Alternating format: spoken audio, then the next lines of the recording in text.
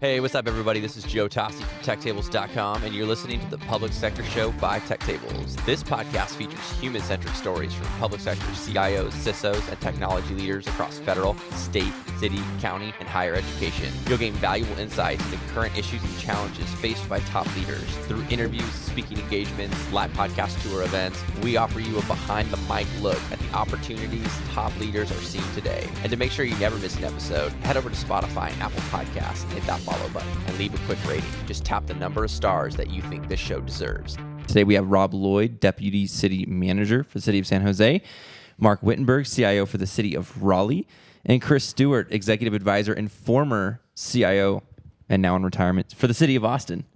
Welcome to the Public Sector Show by Tech Tables. Thank you. Rob, this is number 3. It is number 3. How do you feel coming back a third time? Old. You've been around the block a lot, yeah.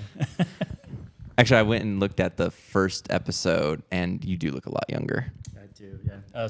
COVID aged me, I think, at least 7 years. Yeah, no, I believe it. Okay, so Rob, let's kick off with you. One of the things you'd mentioned that you would love to talk about was tooling for hyper-responsive government services with equity. That means a lot of different things to a lot of different cities. What does it mean to San Jose? For San Jose, we actually have a couple different levels that we approach it at. Responsive services means that people have fewer barriers. It's a customer-friendly environment. It also means we have the skills with which we can listen and process feedback so we can turn those into solutions.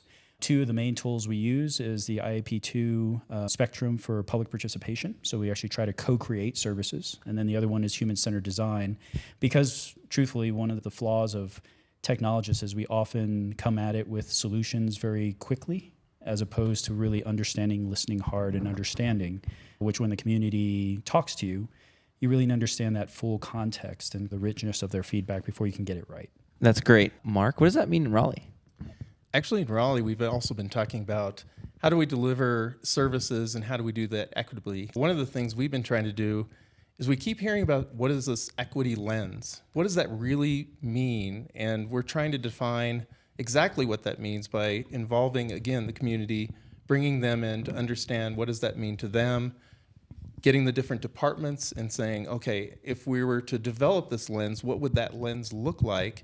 And then how do we look at the different projects and how the city's spending money to ensure that we're using that lens and that we're, it's equitably, right? It's not only are we using the lens, but we're using it equally across the different departments and how we're spending the money.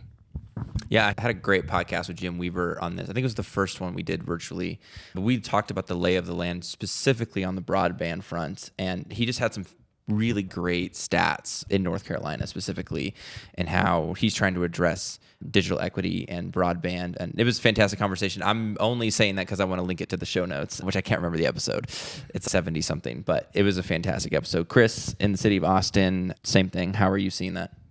Yeah, equity in Austin's huge, actually. It's way beyond technology. Of course, every department has equity goals, and they want to look at equity. We look at things like how services are delivered, of course, where people have to go. But digitally, we want to make sure that our services are accessible. Accessibility is a big deal, even in ways that I wasn't quite aware of before I was a CIO. I typically think of things like accessibility. You look out in the community at people who are they have issues getting places, so maybe physically, and there's language barriers. In a city like Austin, there's so many languages spoken, and we want to make sure that they have access. And our digital services is a great example. We really try our best to digitize, to modernize, but if they can't ingest it, if they can't utilize it, it's of no good. But it goes way beyond language. So we even look at things like the visually impaired and hearing impaired, making sure visuals on websites have the right metadata so that their software can actually read what's on the screen. If you can't see the picture, you don't know what's there, obviously. So we're really looking at really deep into how to make sure things are equitable and accessible. Another great example was at Austin Water. We rolled out an advanced metering infrastructure. So we're giving people data to their phones on their water usage. And it's amazing. You can find out when you have a leak within an hour. But if you don't have a phone with that kind of access, how do we make sure that you have that same experience? So we want to make sure we have mailers and we can reach out to people. And just because you don't have access to a digital platform doesn't mean you're not going to get the same services. So we really try to make sure across the board, technology helps, but every service, we want to make sure it's equitable. Yeah, it's a fascinating lens. One of my favorite things, I've got 2 thoughts on this. One of my favorite things to do in cities, if it's walkable, Not so much in Montana right here. I can't hop in a car for everything. Or especially in Phoenix, it's really hot. Or Vegas right now, it's like 115. Point is, I love walking around other cities because I haven't found anything better than just getting in the shoes of like where the people are at. And even in Santa Barbara, it's a very wealthy town. It's like very wealthy, but like all that, there's these different parts of the city. And when you coach high school basketball, you start to realize maybe half the kids really have access to internet access to broadband like I do at my house. And then there's kids who don't have that access. And then there are kids who don't have cell phones. And so it then presents an interesting challenge. And I'm specifically thinking about a kid that we actually gave a cell phone to, this kid, Jeremiah, who played for me. And I'm like, why are you failing your grades right now? And he's like, Coach, I don't have internet. Everything's online. I'm like, did they get you an iPad? And I'm like, Coach. And I'm like, did you sell the iPad? What'd you do with it, right? It brings up a really fascinating perspective and a really fascinating problem set for different cities. And yeah, for you, Rob. And I think you're going exactly the right direction because the community tells you when it's hurting. And we never heard that so much and so clearly as in COVID. For us, we had done some experiments, for example, with digital inclusion on networks. The schools, the principals, the families came and said, what you did in this one attendance area, we need you to do in all of them quickly, because that summer slide is going to turn into a 2-year slide. Those partnerships, we connected 160,000 people, covered 160,000 people with high-speed Wi-Fi. In Title I attendance area, that's 80% at least free or reduced lunch, a proxy for poverty. The language translation, using machine learning to do translation for languages that's higher fidelity, so they actually can understand it. And fireworks notices don't come out as bomb notices because of bad translation. Very bad translation. To utilities help, and then even for our 311, we had some other data where when we went in with some data scientists, they showed us that there's actually two sets of community needs. If you're thinking equity and how you use an equity lens and equity mirrors, people in affluent neighborhoods have quality of life issues. They want you to fix the pothole. There's a streetlight outage. People in less affluent neighborhoods are basic life needs. They want your help because they're about to be evicted. They want your help because they have no connectivity. And even domestic violence type items. You actually need to solve and be able to perceive and listen and go where those problems are, because your community isn't a monolith. And the deeper you listen, the more you see those different personas. Yeah, no, I really like that a lot. Chris, you mentioned something that I think is pretty interesting, regional technology. And I love this podcast because we've got the cities on, which is often a different perspective than the state. And there can be some crossover and some collaboration. But the regional side is much different. I was curious, what were some of your favorite projects on the regional side that you liked in Austin? Early in my career, I went to, it's called CTEC. It's the Combined Transportation Emergency Communications Center. It was one of the first combined 911 centers in the world, actually. We had a lot of countries come visit and a lot of cities come visit and counties. So taking 911 services, fire, police, EMS, county, transportation, our transit system, all in one building, one system, was a pretty unique thing. And now it's pretty normal. Now it's pretty standard. So I spent a lot of time there. So getting this regional effort, seeing how getting everybody in a room, working together, and how it can provide better services, and in this case, public safety, it saves lives, it gets people out quicker. We like taking that to other levels, and how can we do better in many areas regionally. So then we even take our 911 center, we now connect to other counties. And again, this isn't brand new stuff. We've been doing this for years, but doing it well is important, getting the process down, getting people to work together, and then having all this stuff in place so that public safety is number one, no matter where you are. We also run a regional radio system. That's something that we manage at the city of Austin.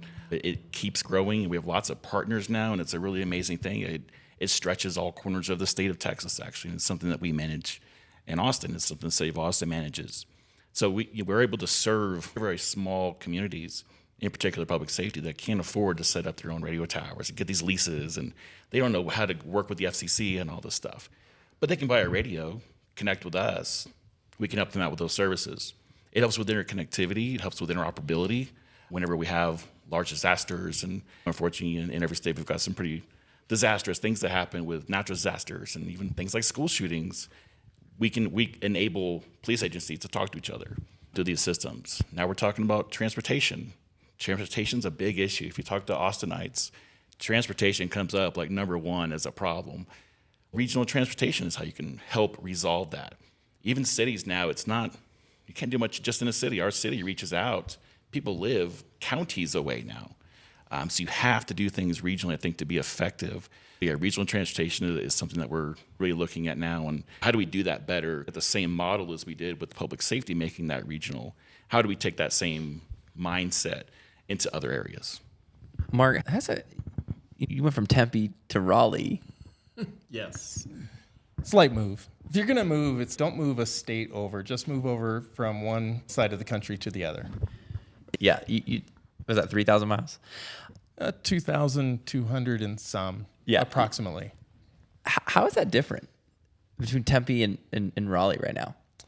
What's interesting is what's really different are the laws. Is in Arizona, like Chris was mentioning, there was a big consortium and a regional collective, and that's what we called it, was actually the collective that was looking at solving regional issues, because we had this realization that the issues that we had just didn't stop at our border. If you look at broadband, that's not something that stops at the border, and that digital divide. So getting the groups together, the different cities, the county, the universities, so Arizona State University was involved, vendors involved, to really solve these regional problems. It was just incredible, is looking at how do we, as a group, and that's why it was called the collective, is like as a collective, how can we look at resolving these issues? In North Carolina, the laws are much different as far as what we as cities can do as far as broadband goes. And it was interesting because I was actually presenting at a conference and I was getting ready to start my new job, and somebody said, "Hey, what are you going to do about the laws in North Carolina that restrict the cities from providing broadband?" That's a great question. So it's trying to work with, like the state, with Jim Weaver, is to start to look and say, okay, what are the things that we can do? Because broadband access is just one piece of the digital divide, but there's also the devices, and then can you use the device? And then those devices need to stay up to date, right? Is you need the access, the device, the training. It's that three-pronged stool. So what are the things we can do in order to bridge that piece of it? This might be a little aggressive, but what of the three-pronged stool, which one do you think is the hardest? Honestly, I believe the hardest is the training and getting the devices to the people. And then the other piece is the school. If you can partner with the schools, with the libraries, to be able to provide free Wi-Fi and that access, they may not have it at home, but at least you can provide it at the schools or provide it at community centers, somewhere where they can go and connect. I want to jump to, and actually a lot of you have the similarity, organizational maturity, organizational change management. This was a theme, I think, across the three of you. Talent pipelines. Rob, love to hear, you have the perspective of both CIO and now deputy city manager. When it comes to building out those robust talent pipelines and teams, especially in Silicon Valley, is there any learnings or lessons or advice that comes top of mind for you that you think cities and counties would benefit from? I think the culture that you create often reinforces itself or doesn't. It costs you talent. And I know Mark well, know Chris fairly well too, is when you create a culture that attracts people, it solves a big chunk of your problem. But there is a generational shift. You have 5 generations working in the same workforce for the first time. Hybrid work does require better managers. I'm convinced that we're in the age of managers right now, because if a manager knows how to coach, mentor, manage work, we don't see turnover. And when they don't, we see a lot of it. And so if we really know how to have a mature organization, an effective organization, we're going to be very effective about building our leadership. 2 other answers for you is pipeline is absolutely important. So San Jose, for example, we have hundreds of interns at any given moment from the universities who are talent pipeline. And they come from all across the Bay. And they're people, what we hear is a lot of folks wanting to do more and meaningful work. And we have to get better about being able to converse in that language. But that internship pipeline gives us a head start. We see some of our stars come from young people who came into the organization, learned it, shined, took on new challenges, and they are a big chunk of our stars 3, 4, 5 years later. But the other thing is the way we have to engage the public. We have to be able to talk about the work that we do and the impact that we have, rather than these bureaucratic job postings of 20 some odd bullet numbers a pay range, and you'd be honored to work for the state or a city or a county. The meaningfulness of the work matters more than ever. And the other thing is, as we get into flexibility, we're trying to figure out ways where we don't, and if we allow ourselves to win on flexibility, governments actually have a good opportunity of pulling in great talent. I will say in some communities, it's still hard. Silicon Valley, we don't pay as well as a lot of Silicon Valley companies. Google, Apple, Facebook, they beat us. Salesforce. Sorry, Nadia, my bad. Yeah, we don't lose that many people at Salesforce, but the other ones around, they just pay so well. And it's just a simple conversation is, if you're after money and perks, you should absolutely go. If you want a career legacy of purpose and impact, we'd love for you to stay or to come. And when you have clear conversations, we get good people and they tend to stick, is our experience. The other part of just that ability to come in and build that culture, we're still figuring out, which is that hybrid work, is how do you create those connected teams that have good bonds, but that are more fluid and dynamic and sometimes don't even see each other or talk to each other for extended periods. We haven't aced that part yet. Yeah, Mark, what do you think about that on the kind of robust talent pipelines and then almost building and keeping that team? First of all, Rob stole all my answers. He always does. I know. It's can you not go with him first? Rob, you go last. Do the changing job requirements. Oh, as far as that goes, I would say definitely ditto, is we're trying to do the same thing, which is really engaging with the universities. In Raleigh, we have a tremendous collection of universities, top in the country. Never heard of him. I think one was mentioned earlier. But in any case, so we just leveraging that. And so I try to make connections with those CIOs to be able to say, okay, if we can bring in interns, and then what things can we do and what things can we partner with the universities to start to develop that pipeline and say, hey, if you want to be a servant leader, or if you have that servant heart, that's what we're really appealing to, is we're trying to get those people that are curious, that want to add value to the community, that care about sustainability and care about the planet, and it's, okay, what can I do? And so we need to demonstrate and show what are the things and how can you engage with technology, with the city. These are the things that you can do. And then I would say the second thing is that once you get them in, is you have to keep them engaged. And Rob mentioned the hybrid. We're also still trying to figure out the hybrid, but there are just certain things that I think that you need to do in person. For example, we're going to be doing an IT retreat. And part of that is to connect the city's goals, our goals in IT, and the culture to what they're doing on a day-to-day basis. And so just to get them to connect with, these are the things that I'm doing, and then this is how it's impacting IT, this is how it's impacting the departments I'm serving, and this is how it's impacting and adding value to the community. So I really do believe that you have to make that connection to build that culture in order to keep those new folks really engaged. Yeah, that's great. Chris? Ditto. I agree. This culture was really big for me. We wanted to come in and really change culture, so we asked a lot of questions of our staff. We did surveys and wanted to see what were we not doing well, where were we absolutely failing, and that was a big help to get there. The people who had been there a while, what's going on here? So we really focused on culture, and we really strove to change culture. That was one of the big things. And Rob had mentioned how important your leaders are, and I totally agree with that. One of the things we found is we had a lot of managers who were in interim roles, and that was tending to be a citywide problem, especially around COVID. We had about a year where we couldn't hire in the city, so that it just compounded. So we were losing people we couldn't hire. It just gets worse and worse. So you put interim people in place, and for a lot of things, that's a great opportunity. You get staff who can move into a role that they might not even be ready for or qualify for, and they can gain this experience. It's really wonderful. But you can't do that for 2 years. You can't have somebody sitting in an interim role, and we did. We had people who were just stagnant in their role. They weren't stagnant, but they were there, and they became a de facto, and it really was a morale killer for folks because it seemed obvious, that person's going to get the job. And even for the people in it, they're just interim forever. Am I ever going to get this job? Are you ever going to post this job? So we really focused on managers. When we were able to hire, we wanted to make sure we were aligning the best people. We want to make sure that I got the executive team together, and every week we actually wrote down which ones of all of our listings, and I think we had about 60 at one point vacancies. We actually put them on paper. What are our top 10? HR, here's the top 10 you can focus on.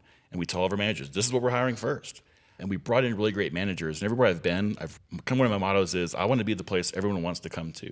I want to be the department in the city everybody wants to come work for, not just IT. If you're in HR, I want you to be in my HR. If you're finance, come be in our finance. But of course, in the city, and we always hear about big tech, and Austin is like Silicon Valley, where we have a lot of big tech, but it's all the big companies. We have a lot of companies headquartered in Austin. I don't just lose people to big tech, I lose people to big companies all over the place. And it's just really hard to compete there. And in a lot of ways, we can't compete. As Rob was saying, we really try to focus on, do you want to come and work for some place where service means a lot? Do you want your work to have value? More so than maybe if you feel like you're just selling a product, which is great. People need these products.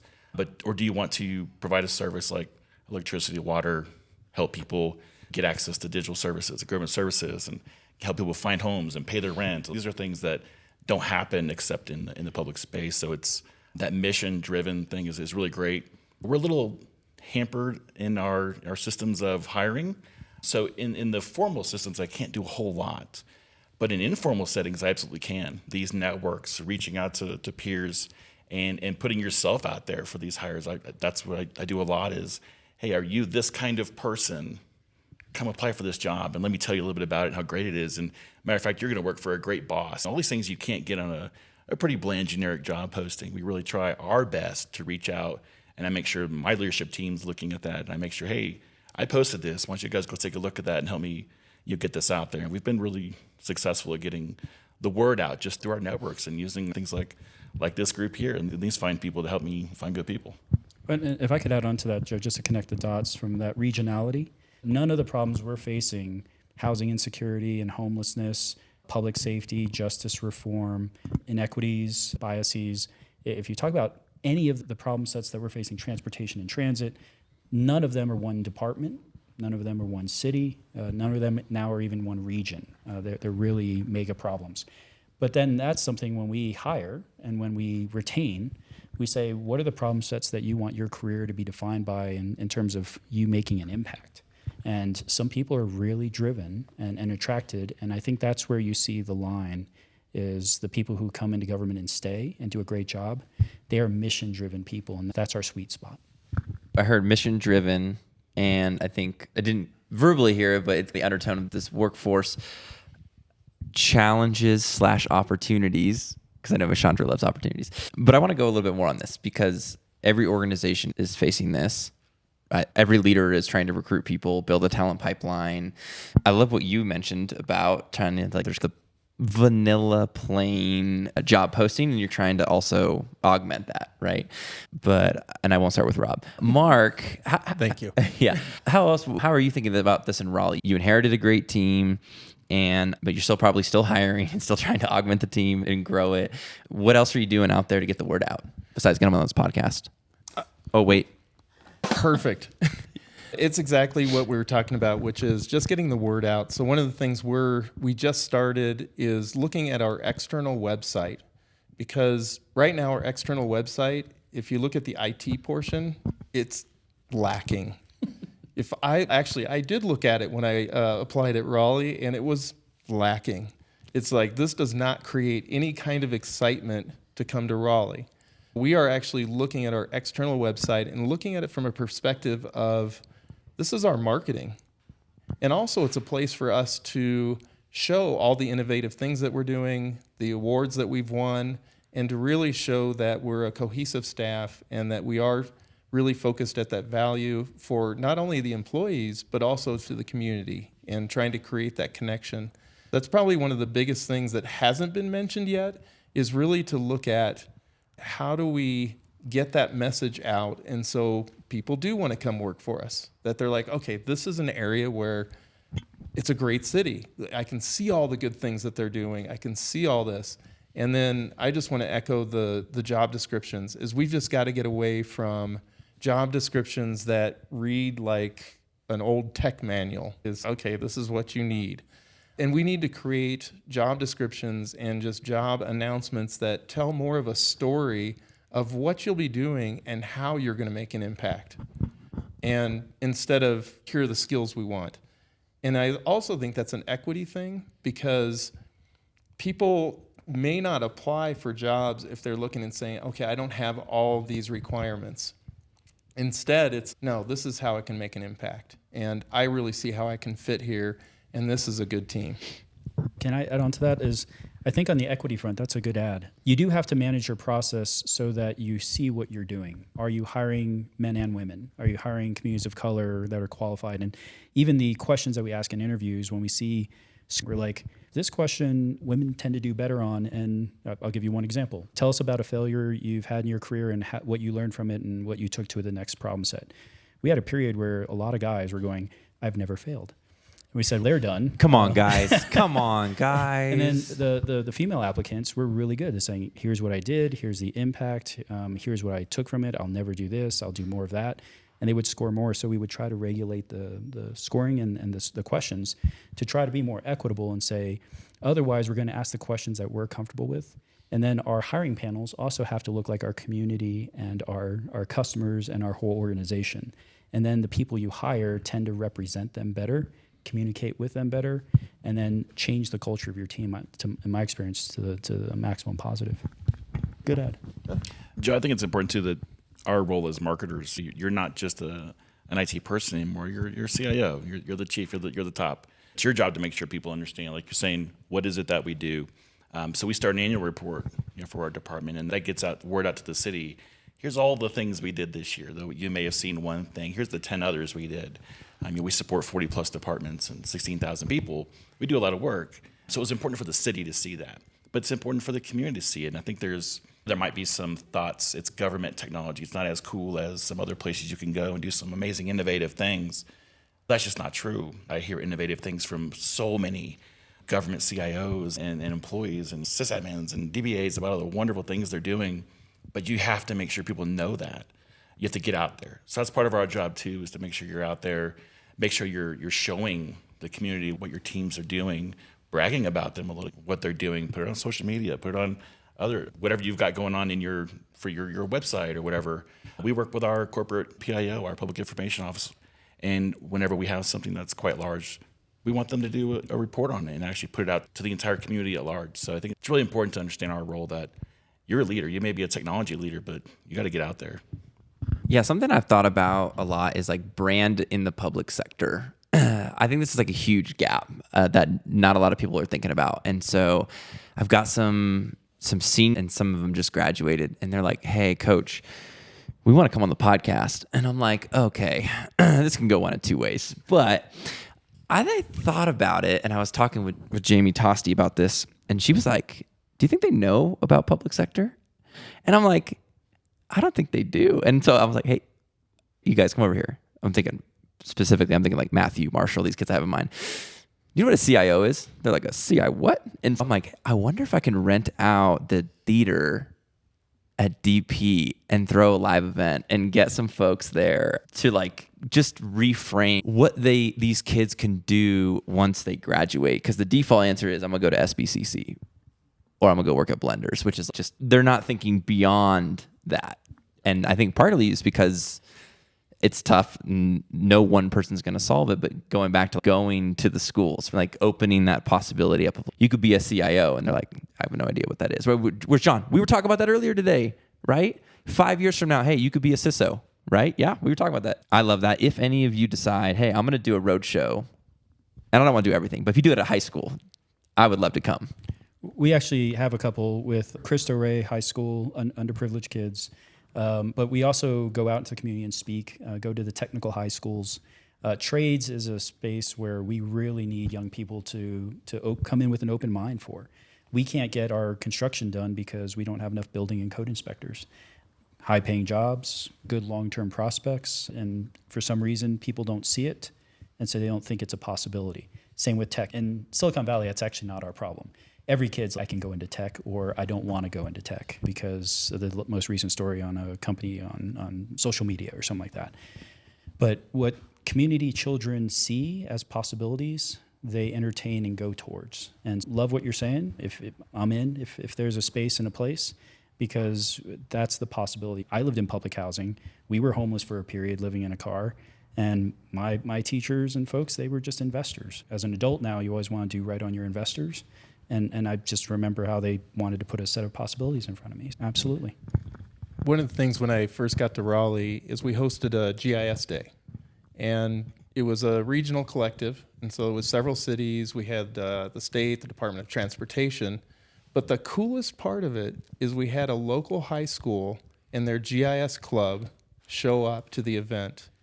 And to watch those kids walking around and talking with the GIS professionals and then what they were doing with the transportation network and the digital divide and sustainability, you could just see them, the light bulb go off of, this is how I can make that connection. And so it's one of those things that I saw that and looked at it and said, okay, we can expand this. And so next year, we're going to be, or this year actually, we're going to be expanding that out and going to the different high schools to try to encourage them to come out to these events. A lot of times we host these things, but we don't invite the high schools. We may talk about having college interns, but really start them young. And they're just as curious, and they're just as willing to learn, and they're just as willing to make those connections. Yeah, and I want to give a big shout out to Sindhu Menon. We in Houston, if you knew, we brought out the Future Information Technology Professionals Kids Club. I say kids club like it's kids.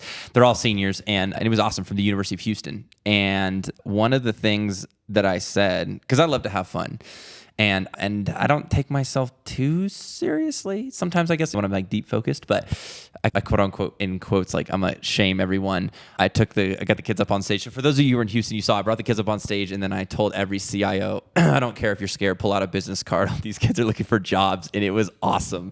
They were counting business cards like it was cash in the back at the end, and sometimes it's just what it takes, right? Pokemon. Yeah, without a Pokemon, yeah. It was a Jigglypuff card that they got, but it was something they might not normally do. But then it was cool to see the conversations after the next podcast where Dr. Chris Mitchell was meeting with them, and Sindhu and Lisa and Summer, and sometimes it just takes a little push, but I love getting that exposure, because I was talking to them before, specifically I'm thinking about Jessica. I'm like, where do you want to go? She's like, Google. I'm like, it's not public sector. There is google.org. So if you're an exceptional professional, you can go into stints and task force jobs. We worked with them on reinventing 911, 311. So there's a public sector angle from Google. Love it. Fantastic. Okay, I know the pizza's here. I know you guys are hungry, but I want to take some questions, because this is rare to have three. We're all across the U.S. right here. I think we got it pinned. This is perfect. Anyone wants to come up, you can ask a question, name, where you're from, and what the question is. Hi, Brent Burns. I'm with Extra Hop Networks and live in the Grand Canyon State. So, Rob, you mentioned hybrid work requires better managers.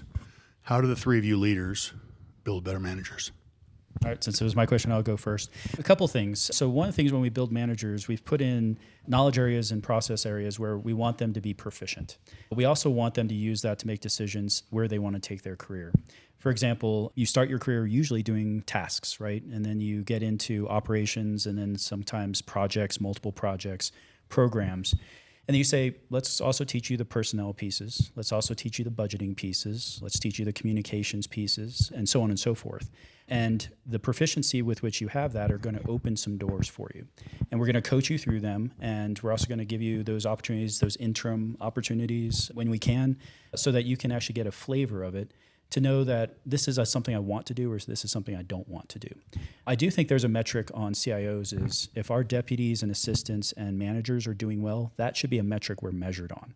So in my performance evaluations, for example, I could not do better than my deputies and our senior managers. If they as a group did not do well, I wasn't going to get a high score either. And so that gives me a lot of incentive. But then also trying to encourage, and I've had mixed results on this, is the senior management group to form its own coalition of here's how we're doing as a group, because there's a lot of one-on-one coaching we can do. Your team really shines when the managers work well with each other. And I have not mastered that yet. One day, maybe when I fully grow up, I will. But sometimes you just get great people who know how to interact and integrate their services and trust each other, ask each other questions, push each other, healthy tensions. And sometimes they don't. Sometimes it's even personal between I don't like the way you work, I don't like the way you work. Well, we're going to work together nonetheless, and that kind of stuff. That stuff comes up in large organizations, but we have to teach them that full repertoire. Otherwise, they're incomplete. So they might be effective, but they have some holes. And then we do want them to have opportunities. Can you be successful without some of those skill sets and experiences? Less. And so they know we're investing in them. They know we care. They know the bar is high, and our ask is high because the community deserves it.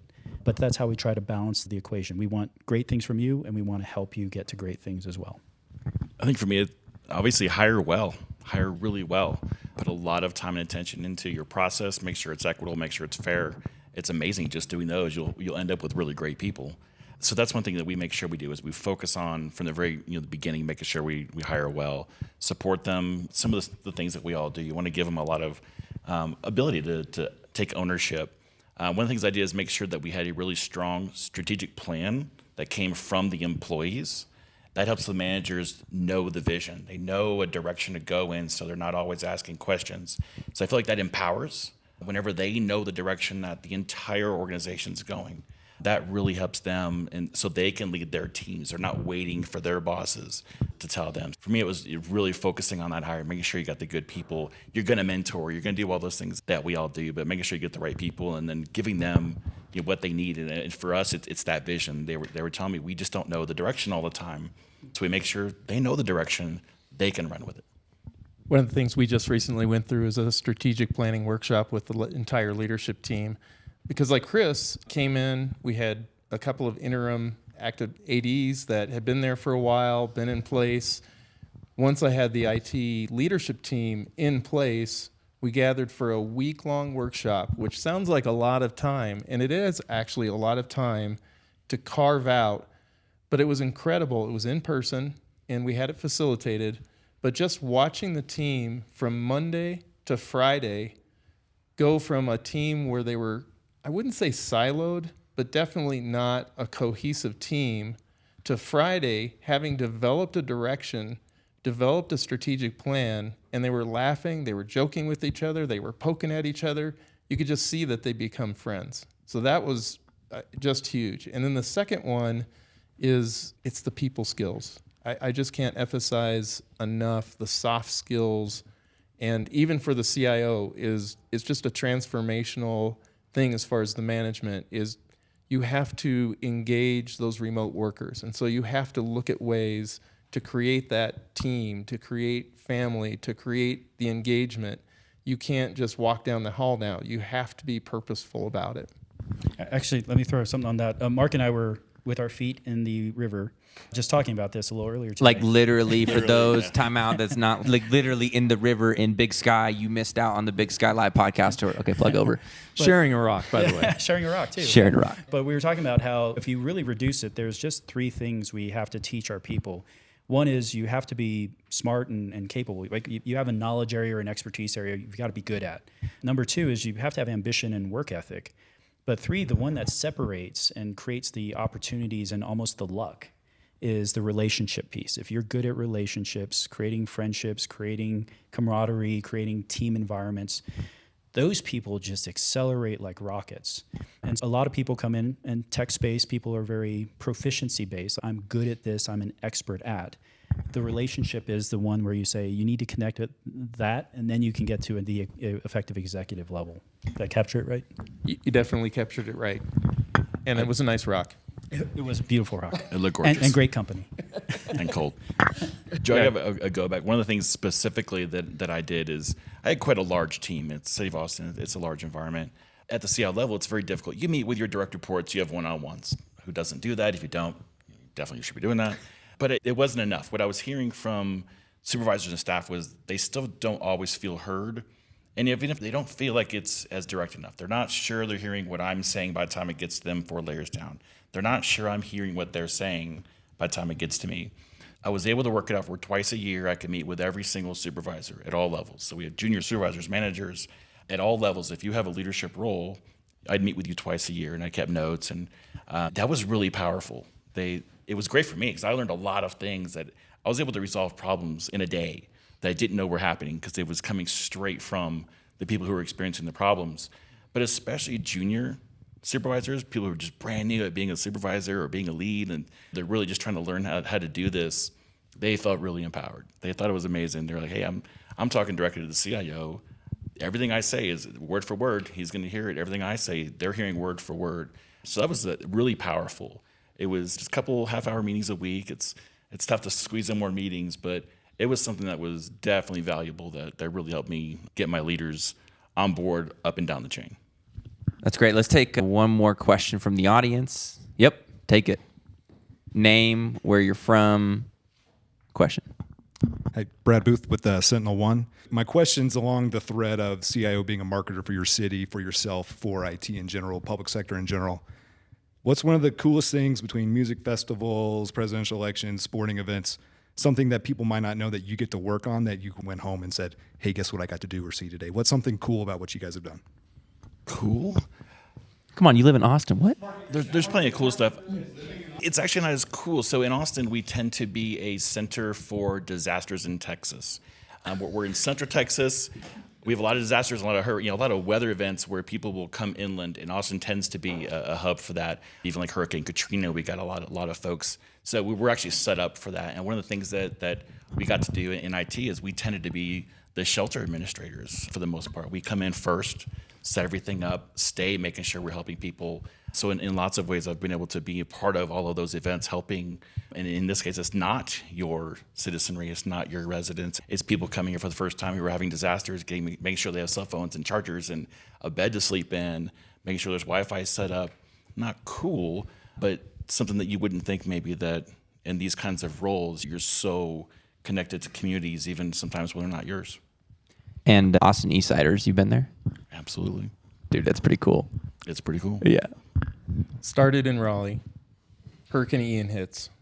And at chance meeting, I actually met the stormwater director, which first of all, from Arizona, the fact that there's a whole division devoted to stormwater was like crazy, because I think we had one guy in Arizona that was, apparently there's rain and stuff like that. But hey, I'll show you the dashboard that your team put together. And it's what? Dashboard? The sensors using video analytics, they have this whole dashboard that has the city layout and all the road infrastructures, the bridges. They use all that information to figure out like how much water do we need to release from the lakes based upon the information that we're getting upstream, so that we don't create flooding downstream and that we don't create flooding in our area. And just watching, and I'm going to brag on my team now, just watching what they had put together and how that information was used to be able to protect the community and to be able to understand this particular road is about to flood. And so not only do we need to close the road, but we now need to inform our citizens, we need to inform the community, and then we now need to find an alternate route. Was just incredible to watch, just the coordination, and it was all held together by GIS. And being in the Emergency Operations Center and just seeing how that technology was really used in real life, real time, in a real moment was just incredible. And then the second one I'll say is we have Dreamville, which is a big music festival. And so we're in the process now, because we had rolled several cell towers out, or cows, cells on wheels, in order to be able to provide the cell service so everybody could get their selfies, everybody could do their TikToks, right? But it just isn't enough. And so being able to partner with the big telecommunications companies to be able to build the infrastructure in the park, so at future events, we have that marketing, we have people that are just marketing the city for us, and then being able to be there at that event is just, it's super cool. And I'm going to tweak your question on you, because CIOs, we always get too much of the credit and too much of the blame. So this is a chance to do exactly what Mark did and just say, we're going to brag on our teams. So our teams, one day you're doing the NCAA championship game at Levi Stadium and the NHL All-Star game all in the same 2.5 months. Another day you're working on that disaster response. We had, I'm not sure if people saw it, we had a couple months of rain to start the year, and we vacated folks, the technology, the coordination. We vacated hundreds of people, kept them safe, made sure that they had what they needed. But that's meaningful work. We did geo-aware vehicle preemption. Not sure, when police get to a light or fire, flash their lights, it clears green, then they can go. We changed that and said for about $900,000 less, we're going to put geo-aware units on our fire trucks and pre-clear a path for them in advance. It takes off 24 seconds per route. Saves lives, reduces injury. So all these things where you look at your team, you go, do you realize the good that we do? That's the story we get to tell in public, and we just get to be, sometimes we say lenses to see the community differently and better. And we also get to be mirrors that we're reflecting the best of our organizations. Awesome. I'm sure everyone is starving for pizza, so thank you for coming on the podcast. I appreciate it.